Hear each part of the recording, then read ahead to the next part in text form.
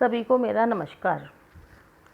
श्री सद्गुरुदेव भगवान के चरण कमलों की कृपा के द्वारा मैं आपके सामने कुछ आध्यात्मिक विचार रखूंगी। हमारे संतों ने कहा है कि बड़े भाग्य मानुष तन पावा, सुर दुर्लभ सन ग्रंथन गावा, सादर धाम मोक्ष कर द्वारा, पाई न जई पर लोक समारा। कि बड़े भाग्य से हमें मनुष्य का जन्म मिला है, जिस जन्म के लिए, मनुष्य जन्म के लिए देवता भी तरसते हैं कि हमें मनुष्य जन्म की प्राप्ति हो। और इस जन्म को प्राप्त करने के बाद अगर हम उस ब्रह्म तत्व को जाने जो कि सारे संसार में है, तो हम अपने इस लोक को भी संभाल सकते हैं और परलोक को भी संभाल सकते हैं। बड़े भाग्य पाइए सत्संगा, बिनहि प्रयास होत भव भंगा। कि बड़े भाग्यों से सत्संग की प्राप्ति होती है। सत्संग वो माध्यम है जिससे मनुष्य की प्रवृत्ति बदल जाती है। उसमें बहुत सारे बदलाव आते हैं, उसकी शंकाओं के समाधान होते हैं। जब संतों के संग हम बैठते हैं, संतों की संगत करते हैं, तो भगवान की चर्चा आरंभ हो जाती है। और जब भगवान की चर्चा आरंभ हो जाती है तो हमारा मन भगवान के प्रति जाता है और भगवान से प्रेम करता है। और परमात्मा भी क्या चाहते हैं कि मनुष्य उनसे प्रेम करे, तो वो प्रेम चाहते हैं। तो सत्संग वह माध्यम है जिसके द्वारा भक्ति का मार्ग निकलता है। अगर भक्ति के मार्ग पर हमें चलना है तो हमें सत्संग जरूर सुनना चाहिए। अभी गणपति के दिन चल रहे हैं, श्री गणेश जी महाराज की स्थापना हुई है। तो आपने देखा होगा कि जितने भी शुभ कार्य होते हैं उनमें सबसे पहले श्री गणेश जी की पूजा की जाती है। ये क्यों की जाती है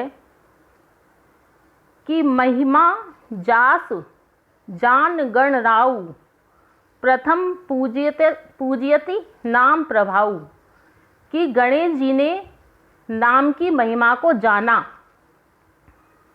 एक समय जब सभी देवताओं में ये बहस हो गई कि सर्वप्रथम किसकी पूजा हो, तो यह निर्णय लिया गया कि जो भी पृथ्वी लोक का चक्कर सबसे पहले लगाकर आएगा उसकी प्रथम पूजा होगी। अब सभी देवता अपने अपने वाहनों पर, कोई रथ पर, कोई घोड़े पर, कोई हाथी पर सवार होकर चल दिए। अब गणेश जी का जो वाहन है वो है चूहा। तो गणेश जी सोच में पड़ गए कि वह कैसे पृथ्वी लोक की परिक्रमा करके आएंगे। उसी समय नारद जी वहाँ आ जाते हैं। तो नारद जी ने उनसे पूछा, उनकी चिंता का कारण पूछा। तब गणेश भगवान ने उन्हें अपनी चिंता का कारण बताया। तब श्री नारद जी ने उनको वह नाम का सुमिरन कराया कि यह नाम सुमिरन करो और शिव जी के चारों तरफ की परिक्रमा करके आप सबसे आगे आ जाएंगे। इस तरह गणेश भगवान ने नाम का स्मरण किया और वो सबसे आगे आ गए और बाकी सारे देवता पीछे रह गए। तभी से सबसे पहले गणेश भगवान की पूजा की जाती है।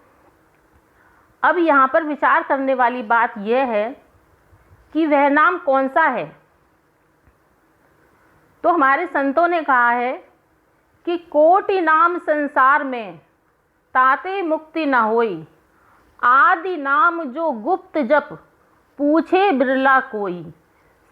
भगवान के कितने ही नाम हैं।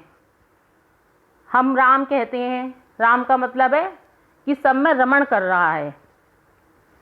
कृष्ण अगर कहते हैं तो कृष्ण का मतलब है आकर्षण, जो आकर्षित कर लेता है। श्री हरि कहते हैं तो हरि का मतलब है कि हमारी चिंताओं का हरण करने वाला। तो जितने भी ये भगवान के नाम हैं वो उनके जैसे उनका वो था व्यवहार, उसके हिसाब से रखे गए हैं। तो ये जो वास्तव में ये नाम वो नहीं है जिससे कि मुक्ति का मार्ग हो। तो वो कौन सा नाम है कि जिसके द्वारा हमें मुक्ति की प्राप्ति हो। वो कलयुग में केवल नाम का ही आधार है। कलयुग में कहा गया है कि कलयुग केवल नाम आधारा, सुमर सुमर नर उतरहि पारा। कि कलयुग में सिर्फ नाम के आधार पर ही, नाम का सुमरण करने से ही मनुष्य जन्म और मृत्यु के बंधन से छूट जाता है। वह नाम कण कण में समाया हुआ है। ऐसा कोई भी मनुष्य नहीं है जिसके अंदर वो नाम नहीं हो। उस नाम के साथ ही हमारा जन्म हुआ है। तो हमारे अंदर वह नाम तो है, नाम का बीज तो हमारे अंदर पड़ा हुआ है, लेकिन वो बीज कब हरा भरा होगा, वो वृक्ष कब बनेगा? जब उस पर सत्संग रूपी वर्षा होगी, सद्गुरु रूपी कृपा होगी, तब वो बीज एक ज्ञान रूपी वृक्ष बनकर हमारे अंदर पैदा होगा। तो हमें उस नाम को जानने के लिए